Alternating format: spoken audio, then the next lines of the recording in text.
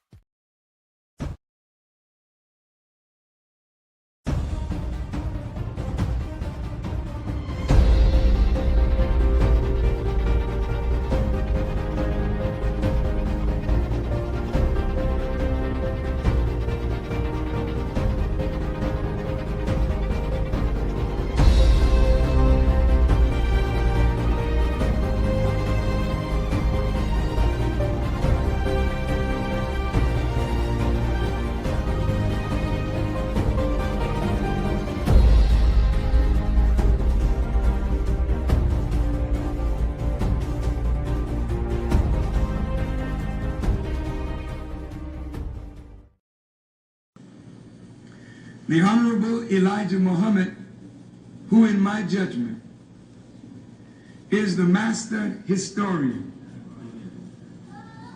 taught us that of all our studies, history is the most attractive, and it is best qualified to reward the researcher. History is most attractive Why should history be most attractive? Because history is the recorded time of the human family in its struggle to overcome obstacles. There is no life that is without struggle. The Holy Quran teaches us that man, meaning man and woman, is made to face difficulties. And after difficulty comes ease. But it is history that guides us through difficulty. For if you know how people who had difficulty yesterday got through, and if your difficulty is somewhat similar, then today we also can get through if we follow the guidance of history. This is why Carter G. Woodson and many of our black giants fought for black people to know our history. Because in not knowing our history, we don't have a guide. And without a guide, we are lost. No wonder the Bible... Assalamu alaikum, family. Welcome, welcome, welcome. You are tuned in to the Sajda channel, and I'm your host, Sajda Wendy Muhammad. Man, happy winter, happy holidays. I hope everybody's doing well.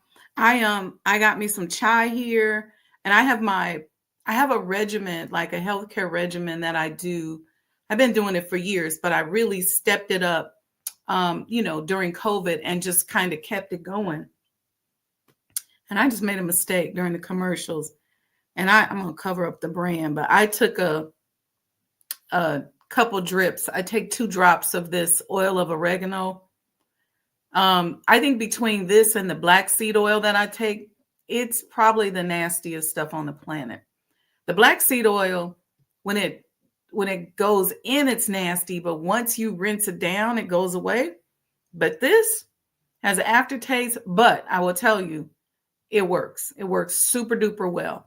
So if you're like, working through like mucus buildup or a cold, or you just want to keep your immune system boosted, this oil of oregano, I'm covering up the brand because they ain't paying me, but I'm just giving y'all a little tip in case y'all wondering why my face was looking pruned up as you all were chiming in. Okay. All right. So today I am going to talk about why is it so daggone hard to be patient. I went into a whole rabbit hole of studying patience and selfishness and just trying to understand when we as a society shifted into this mentality, right? Because we've got this impatient selfishness that we practice on a day-to-day basis. I mean, we are so quick to respond and quick to judge, and we're dealing with stuff. We want it to be like add water and stir. We want it right now. We want to take this oil. We want it to fix whatever's wrong with us right now. The process of the analgesic of patience and rest and just falling back a little bit is like a lost art. We're quick to get offended. We're quick to fight. When sometimes we heard something wrong, or we saw something, or maybe the person made a mistake and they just had a bad day, or maybe they didn't mean to say it like that, but the patience it's gotten down to that, right? So I want to talk about that today. Why is it so daggone hard to be patient?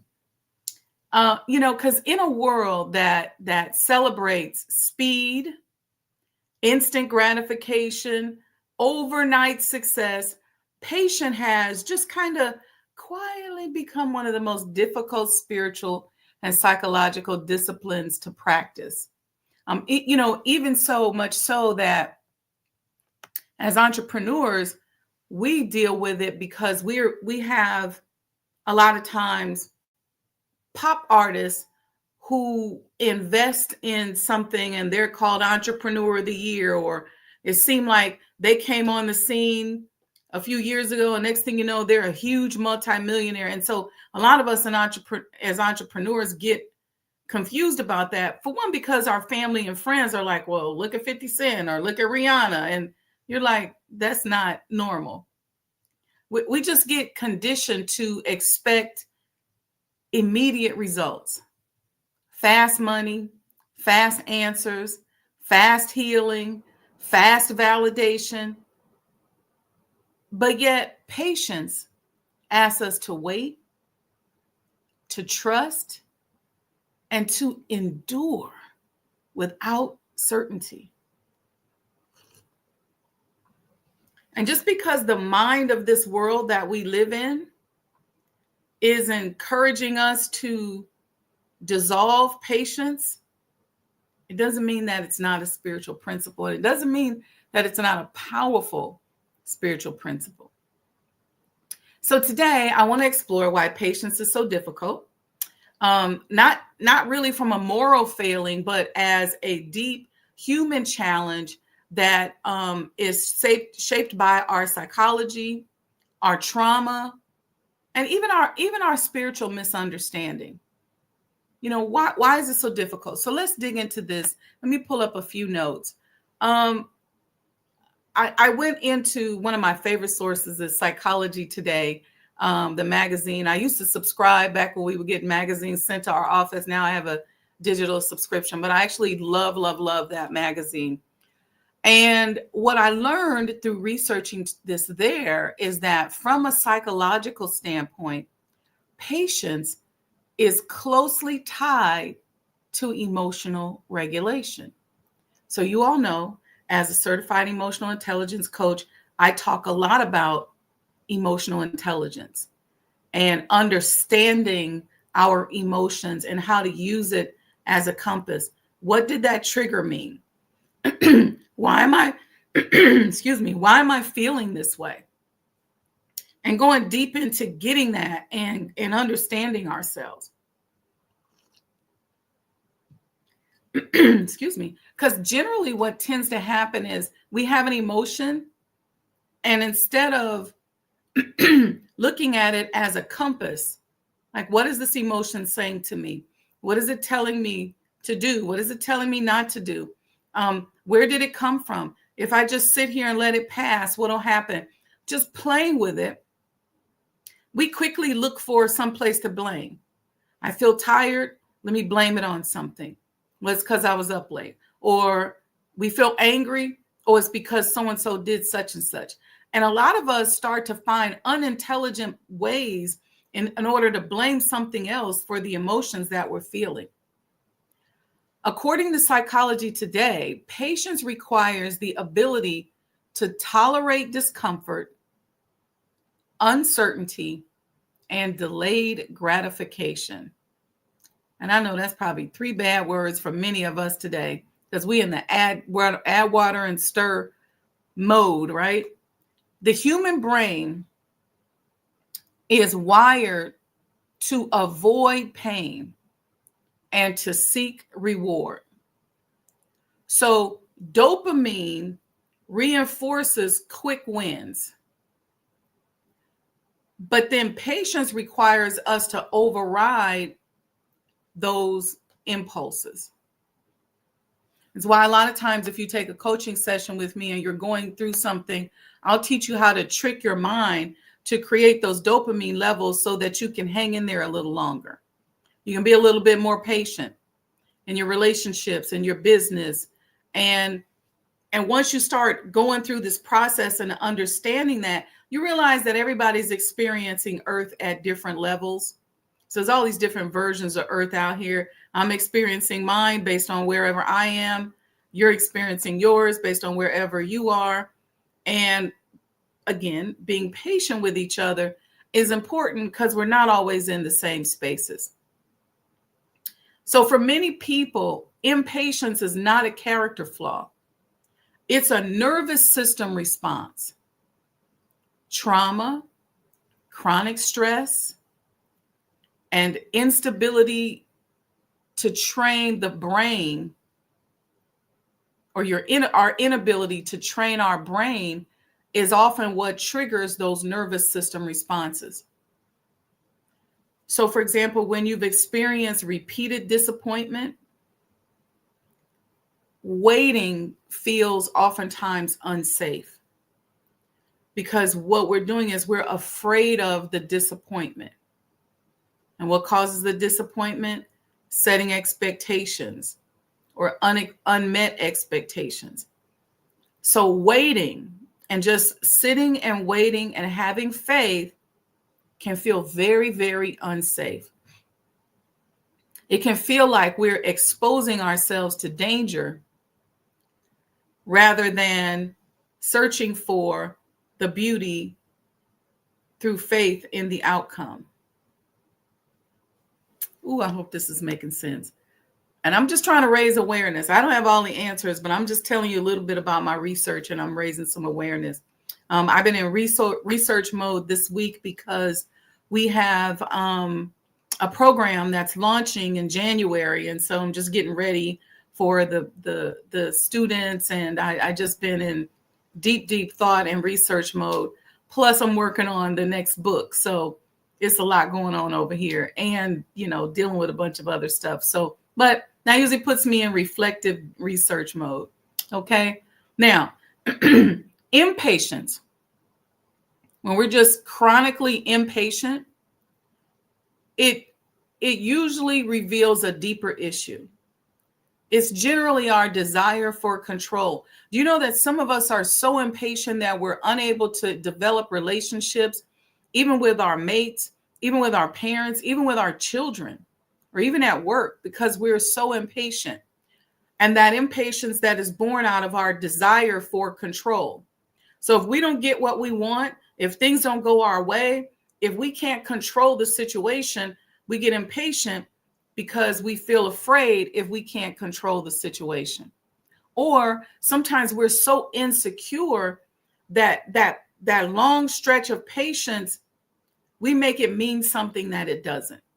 But I want us to go deeper today and understand, why does both Bible and Quran tell us be patient? What's on the other side of that patience? So going back to our desire for control, oftentimes when we cannot control outcomes,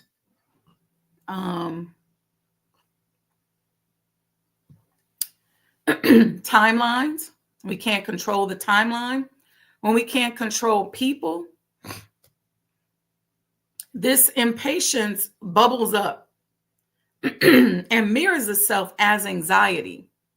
So going back to emotional intelligence and just kind of unpacking how we're feeling. Sometimes we're feeling anxious, and it's born out of impatience that comes from the fact that we can't control an outcome. We can't control the timeline. We can't control the people. See, patience requires us to surrender. Not resignation, surrender. It's like a disciplined form of trust. Now, when I was let me get my quote from Psychology Today. I was in there looking at this. Psychologists explain that individuals with high anxiety struggle with patience because waiting activates their fear-based thinking. And you all know what happens when our fear-based thinking is activated. We start having chronic trust issues, chronic fear. We're worried and afraid of everything. What happens? We become very low vibrational. And that low vibration impacts our health. What happens when we are constantly in fight or flight? We're redirecting blood flow in our body away from our organs and into our muscles. And that's a whole nother thing. But psychologists explain that individuals with high anxiety struggle with patience because waiting activates fear-based thinking. The mind fills the silence with worst case scenarios. Okay. There's the article comes from where I got that from. If you guys want to check it out, is the American Psychological Association has an article online, and you can just search for it. It's called Anxiety and Emotional Regulation Research. Okay. Then we have this, I call it like a spiritual misunderstanding of patience. Spiritually, patience is so often misunderstood. It's misunderstood as being passive or weak. But in truth, patience is really what I call active strength. The Holy Quran repeatedly links patience with prayer, discipline, and divine assistance. O you who believe, seek help through patience and prayer. Surely Allah is with those who are patient. It's the Holy Quran, Surah 2, verse 153. O you who believe, seek help through patience and prayer. Surely Allah is with those who are patient. It doesn't say, that verse doesn't say patience alone. It pairs patience with prayer. Patience without spiritual grounding becomes what I'm calling endurance without meaning. So prayer aligns patience with purpose. I know it's hard. I know it is, but it's really like spiritual training. That's what patience is. It's really spiritual training. The Honorable Minister Louis Farrakhan has taught that patience is a form of mastery over self. See, what happens is, again, the world that teaches us that instant gratification, everything has to be quick, is a world that is encouraging us to not master ourselves. See, we should be saying to our bodies, I'm in charge. I heal you. I tell you what to do, where to go. I tell you when you're eating and when you're not going to eat. You don't tell me. So the minister reminds us that impatience often leads people to act before their time, sabotaging what could have been achieved through discipline. Here's a quote. This is in a lecture he did on self-mastery and discipline. He said, many of us fail not because we lack ability, but because we lack the patience to allow God's process to work fully in us. So most of us that find ourselves, we're time is moving. We're not building a legacy. We don't really have key relationships. We're not really depositing anything into anybody. Much of that is not because we can't or because we couldn't. It's because we lack the patience to allow God's process to work fully in us. See, patience trains our soul. It strengthens our judgment. It refines our intention. It prevents premature decisions that create long-term consequences. A lot of us are out here functioning like reptiles, like animals. We're just responding to every impulse that comes to us. The Honorable Elijah Muhammad taught us to think 5 times before we speak. That's how we begin that training to be self-disciplined. That leads to self-improvement, prayer, patience, thinking before we think. See, modern culture rewards speed, not wisdom. Social media reinforces comparison. Capitalism rewards urgency. Hustle culture glorifies burnout. In this environment, patience feels countercultural. Okay, so let me go over why you feel countercultural when you say, let me just meditate and be patient. If somebody does something big to me, I've been in situations with people who are close to me, and I know they're doing something wrong. I know they're stealing from me, or I know they're doing something, I will take the time needed to meditate on it, pray on it, and let it play out before I make that quick, urgent response that could impact a lifelong relationship. Again, this is self-discipline. So in this modern culture that we're in, speed is rewarded, not wisdom. See, over time and with patience, you gain wisdom, but it's the speed that's rewarded. Moving quick moving, get this product out to market immediately. Instead of putting your product plan together, thinking on it, studying it, doing some beta testing, asking questions, it's get it out there. Then you go to social media and it reinforces comparison.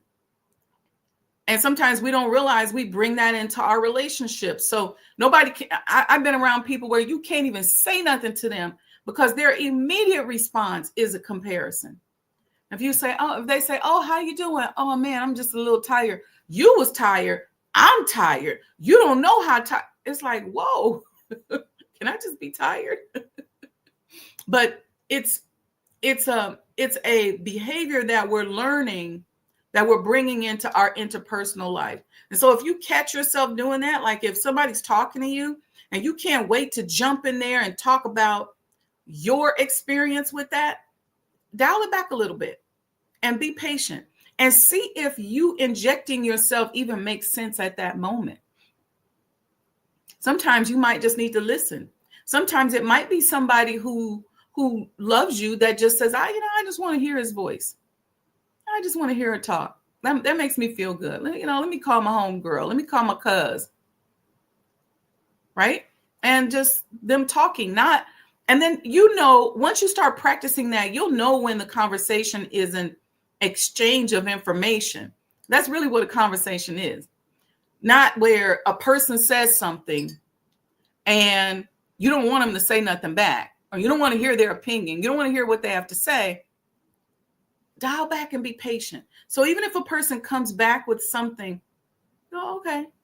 And even if they're totally off, you can say, okay, they didn't get that, but it's okay.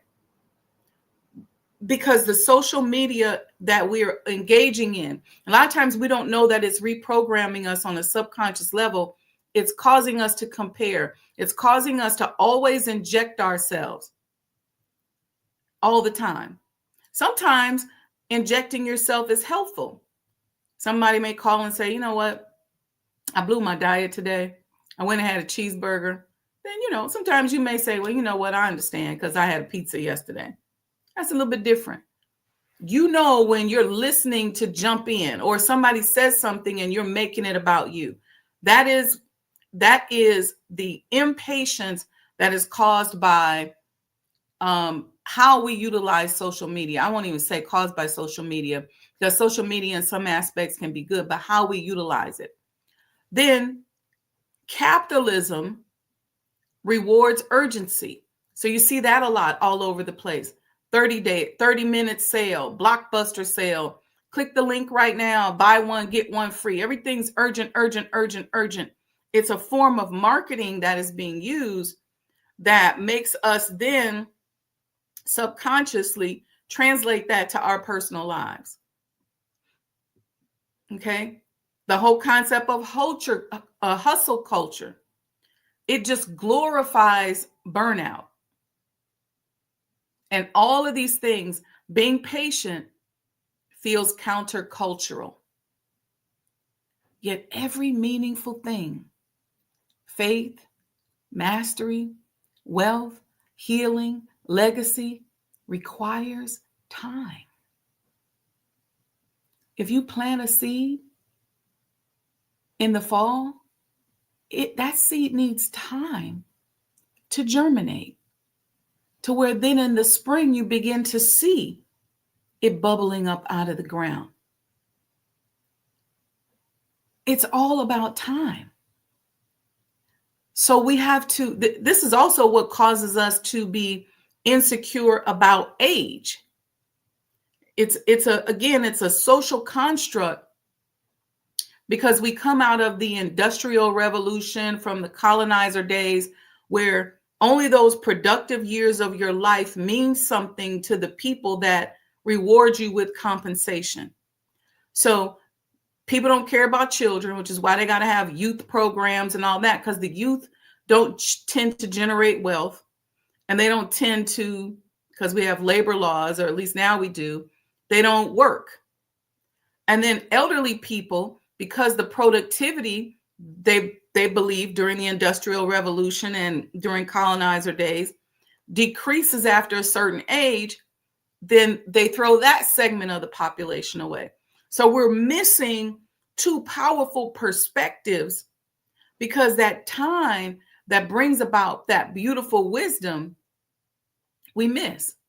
And oftentimes what we don't know, in our underserved communities where the youth are thrown away and the elderly are thrown away, when you contrast that to the wealthy 1%, it's the elderly that add the most value into the community, make the donations. People flock around the elderly to hear what they have to say, because they tend to spend their younger lives cultivating relationships.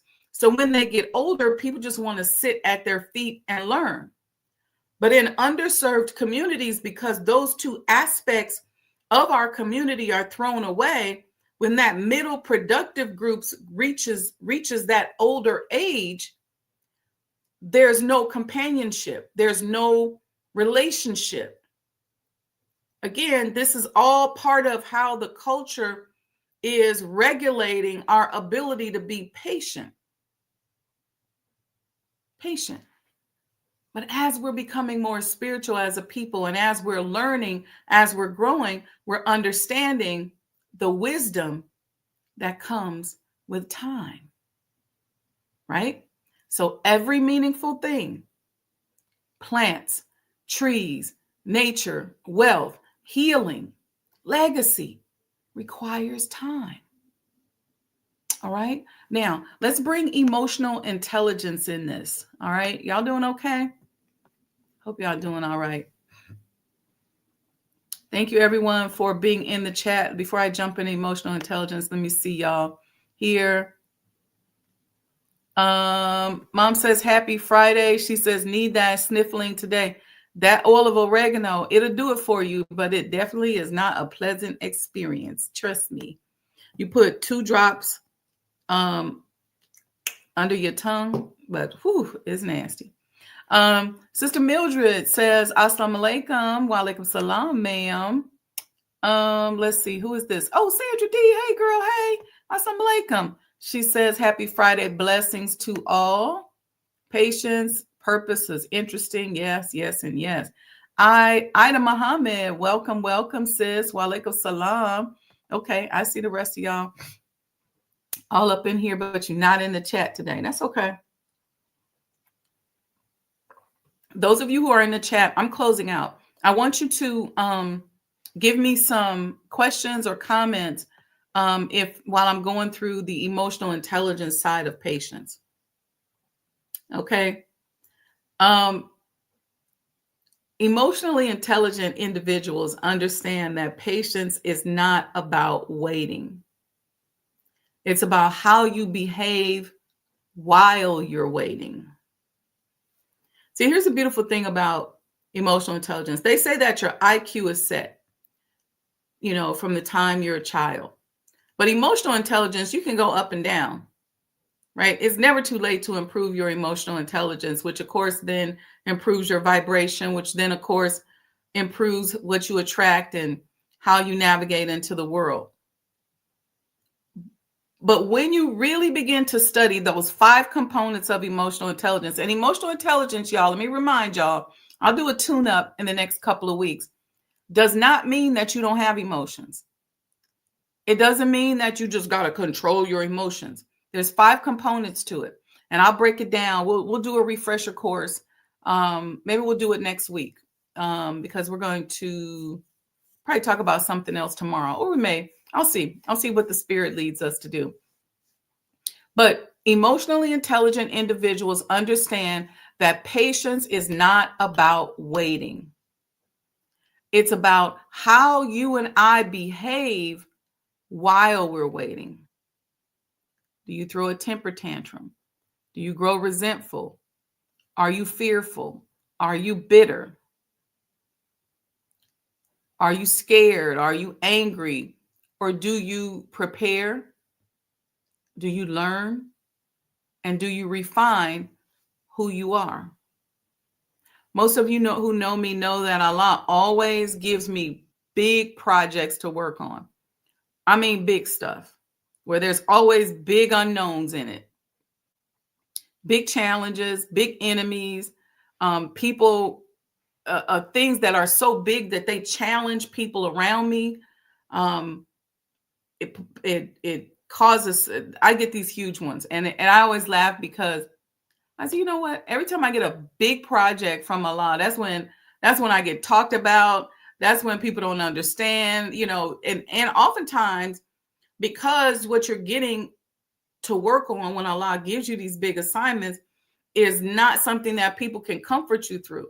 So people just kind of ignore it, and then they don't realize that you're going through this huge thing. And when I say huge, what makes it huge is not the money, it's not the mass appeal. It is the numerous components of your life that have to be adjusted in order to get this thing off the ground.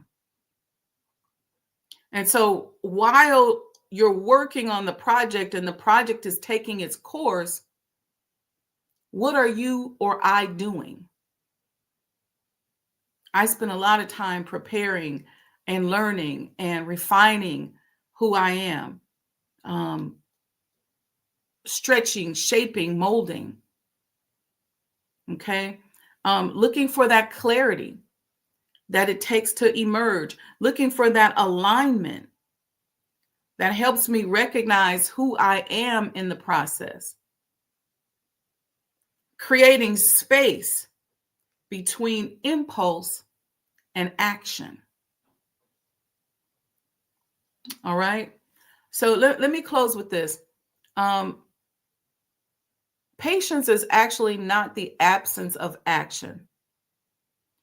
It is action guided by faith, wisdom, and emotional regulation. And when we pair patience with prayer,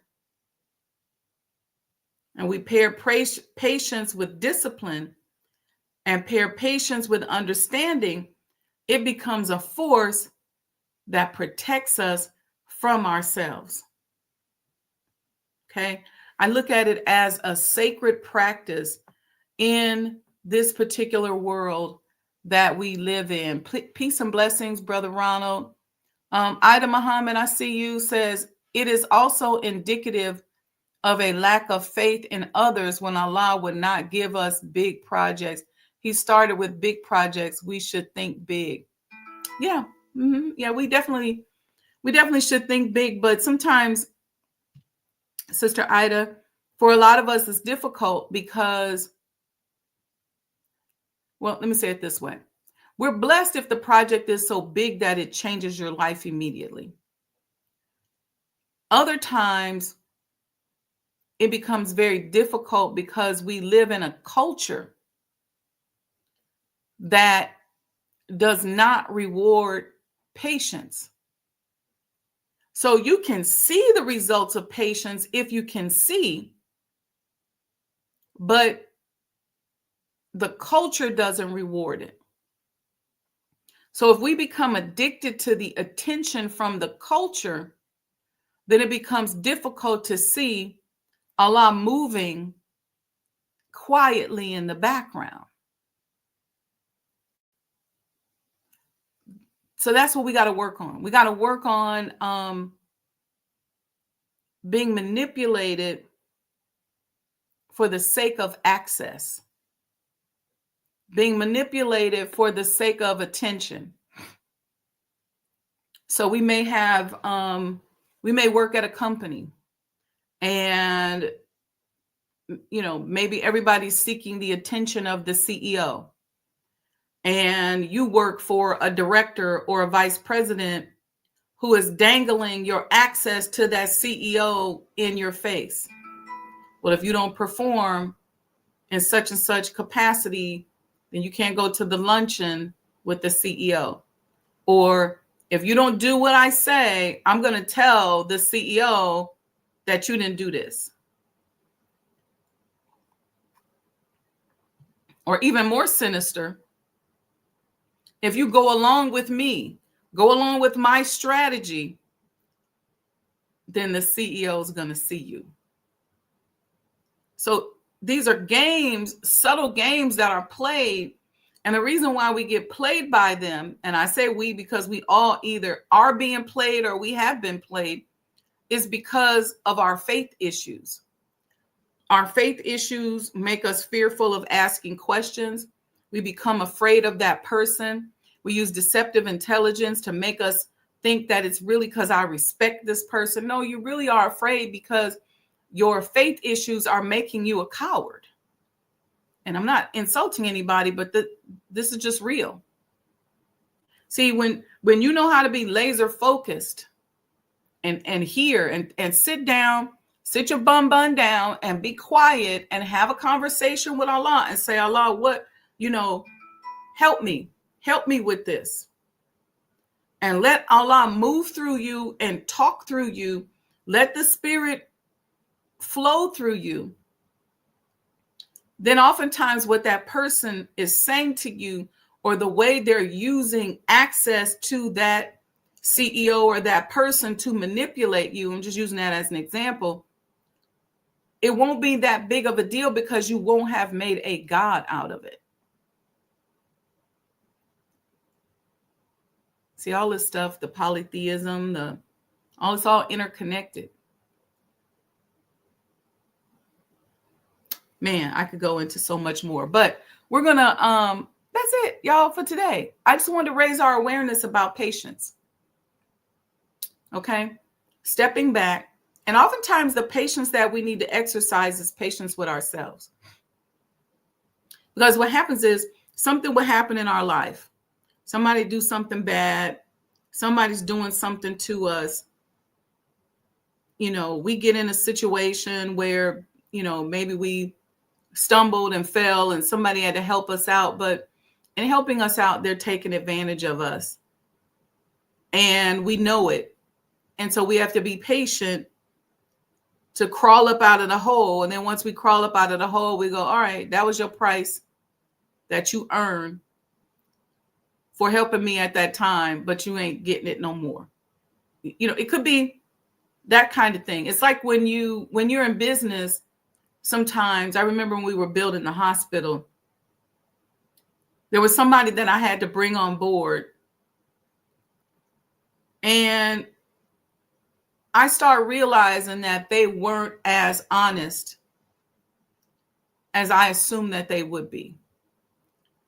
So then I had to start going, okay, do I put measures in place to monitor this so that there's no bleed that will occur or the bleed will be smaller? Or do I just chuck them right now and just go with somebody else? So all of that becomes an assessment.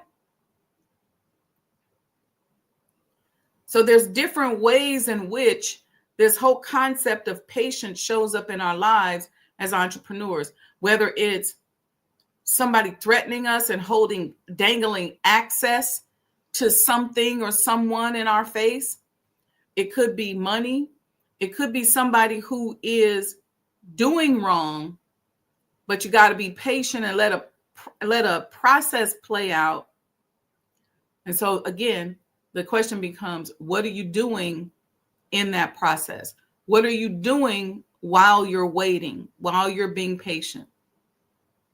That's when, okay, seek refuge in Allah through patience and prayer. It's interesting, right? Because I think we kind of get it backwards, right? We kind of get the cart before the horse, because seek refuge in Allah through patience and prayer. So we're in a position where we need his help. So we're told to be patient and pray. But then a lot of us go, well, look, I'm being patient and I'm praying and I don't know what's happening. So we separate the patience and the prayer, but the patience and the prayer go together. And that's for any situation that you're in, anything that's happening to you, the patience and the prayer go together. Why is it so hard? Because oftentimes that patience is painful, it's scary, it makes us nervous. We live in a culture that's telling us that that's not a wise thing to be. So it's hard. Sandra D says, I'm generally patient, but the signal to move out is the hard part that brings anxiety to the situation. So, Sandra, take some time in your prayer and ask yourself, am I being patient, or am I using deceptive intelligence to tell myself I'm being patient, but I'm really just scared to move out? I don't know. That's just kind of what I got from reading that. And sometimes I'm going to be patient.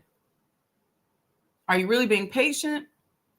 Or are you really using patience as an excuse or as a way to deceive yourself into not moving out? Because you have this anxiety about moving out. So I would begin to unravel, if I were you, if I was coaching you, I would unravel what's wrapped up in that anxiety. What's making you not trust the situation? What there is anxious? And let's unpack that. And then once we unpack that, then we can see, are we really practicing patience?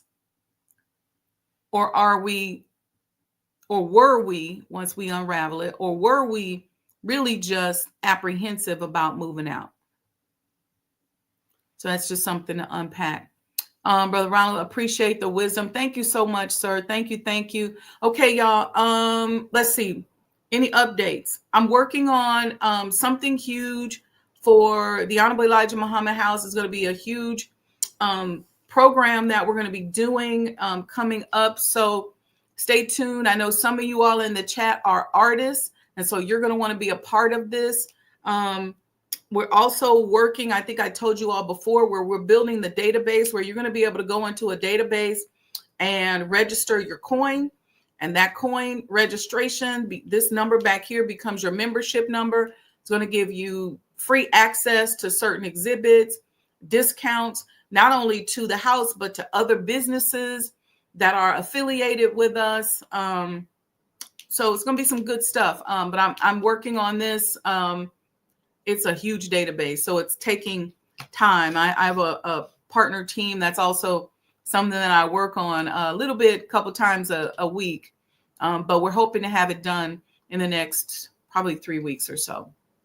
And you'll be able to go on and do that. We're going to try to have some kiosks in our booth at Savior's Day where you can walk up and not only get the coin, but register your coin, but you'll be able to, inshallah, do that online. If you don't have a copy of the book, get the book, Art and Science of Business. Get the book. If you want to book me for a book talk or a speaking engagement somewhere near you, y'all know how to reach me. Just email me, mindofanentrepreneur@gmail.com, or go to the website, artandscienceofbusiness.com. Go down in the section below and put your information in there and put what you want to, what you want to do, what you want to work on. But grab the book. I think it makes a good gift. So I've been telling people, give a gift that matters. So we got the sweatshirts we're pushing as gifts for the holiday season. We've got coins, which is a good gift for a conscious entrepreneur. We have the Art and Science of Business book here. That's a good gift for the holiday season for your conscious entrepreneurs. So give a gift that matters. I'm going to be at Masjid Al Taqwa December 28th. You all should have seen the flyer. The event's actually out there as an event on Facebook as well. So you can register to be there in person. If we get enough people that have registered, then we may do it live. I just need to talk to Brother Imam about it and see, what he insists think about it. What else we got going on? But listen, y'all, support. If you've been following me, you see all the stuff we got going on. I also updated my personal website. So all you got to do is go to sajdawendymuhammad.com. Check out the personal website. Or if you used to go to wendymuhammad.com, that's now pointing there. So they're both one and the same. Okay, family, we'll see you all, inshallah, tomorrow morning. I'll let you know what we're going to talk about. We may do some emotional intelligence tweaking. If you all would like that, let me know that in the chat, and we can certainly make that happen as well. I hope you got something out of this conversation today about why is it so daggone hard to be patient, because really all about unraveling and raising that awareness. And then once we raise that awareness, we can begin to think through and recognize those triggers. And if you need a coaching session or a business advisory session, right now, before this other program starts January 3rd, I'm opening the schedule up. So if you buy one session, you get another session for free. Again, go to sajdawendymuhammad.com and you can get your session booked. It's a good time going into the new year. Get a couple sessions in, get yourself back on track. And, let's just keep going. 2026 is going to be a blessing.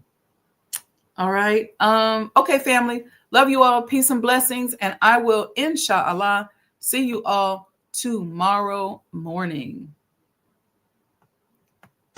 I have received so many blessings, so many very good to look at, whether you own them or not. It's a pleasure just to look at such presents. Why, I have never witnessed so many presents. I think I have to build me a house for presents. This shows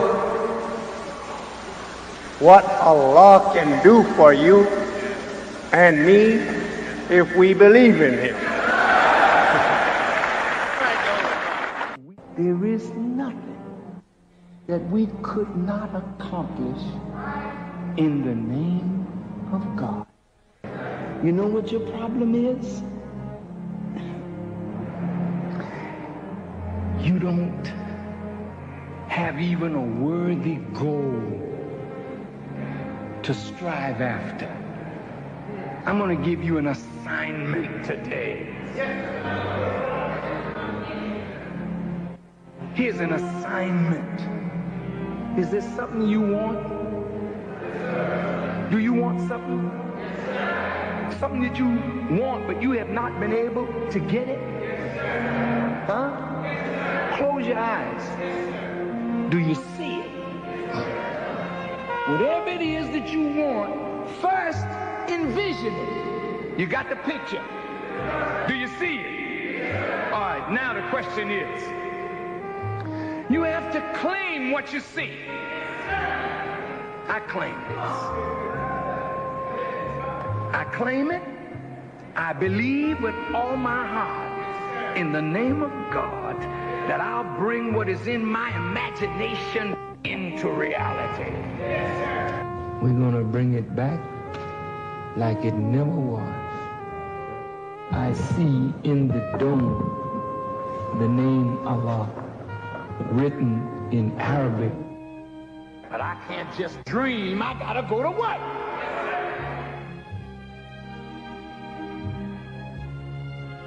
How do you bring it into concrete reality?